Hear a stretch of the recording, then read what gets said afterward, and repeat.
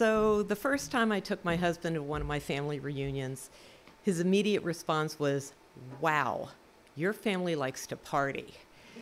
And I'd never thought of him that way, but it was true. Growing up, my family had the most epic parties. Everybody would be playing music and singing and dancing and drinking. And those memories will be in my head forever. They've made me who I am today, and I have definitely been accused of being a partier myself. I love listening to music. I love dancing, and I do love my wine and gin. And a margarita every so often, and a good vodka and tonic can really hit the spot. The point is, I come from a long family of partiers, and it's been like that for generations. On my mother's side, her parents they immigrated to the States from Russia, and they settled in Philadelphia, and they were dirt poor. And while my mother grew up in poverty, she always had the best memories of laughter and dance and love and joy. Her father was a bartender, and he definitely liked his vodka.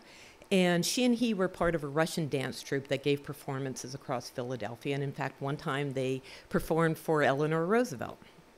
And when I was growing up, my mother would always put on music and dance around the house. Her favorites were the soundtrack from Fiddler on the Roof and Harry Belafonte. And she would put on the music and she would sing and dance, and we would go in the living room, we'd hold hands and dance and laugh and smile. On my father's side, his mother was a classically trained pianist, but her real love was jazz.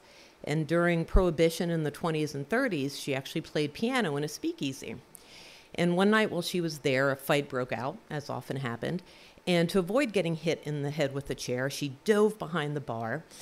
And when she got there, she saw there was a man also hiding behind the bar, the man who would become my grandfather.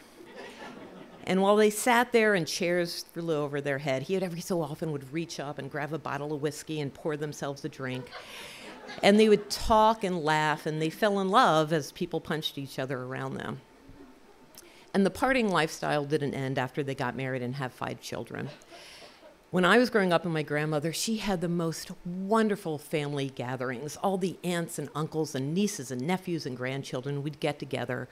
My grandmother would be playing the piano. My father played the trumpet. I had a cousin who played saxophone. My brother would be on the guitar. And people would sing and dance and drink and just have the most fun. And as the parties continued into the evening, at some point they'd send all the grandchildren upstairs to go to sleep. But my sister and I would sneak out of bed, and we'd sit on the top step of the stairwell, and we'd listen to all the joy that was happening downstairs with the adults. The laughter, the conversation, the ice clinking in glasses. To this day, the sound of ice clinking in glasses is my favorite sound, with jazz music playing in the background and people laughing and talking. We don't have a lot of photos of those family gatherings. My family didn't take a lot of pictures to look at later. They wanted to live in the moment. They wanted to hear the music, talk to people, enjoy what was going on around them.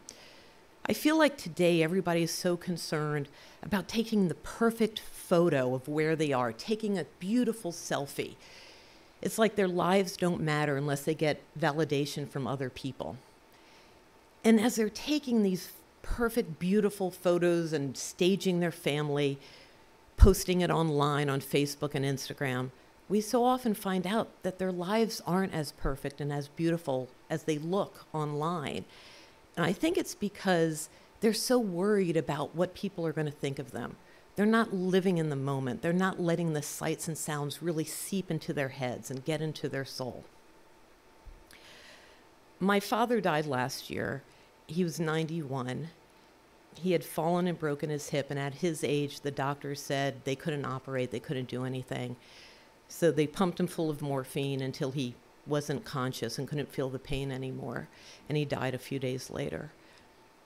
In the last day of his life, I went to his hospice room, and I held his hand. I don't know if he knew I was there or not. And I put on my phone his favorite music, John Coltrane, Thelonious Monk, Benny Golson. And I put my phone on his pillow next to his head. And I wanted to make sure that music and those memories of family and joy and love were in his head in his final hours of life.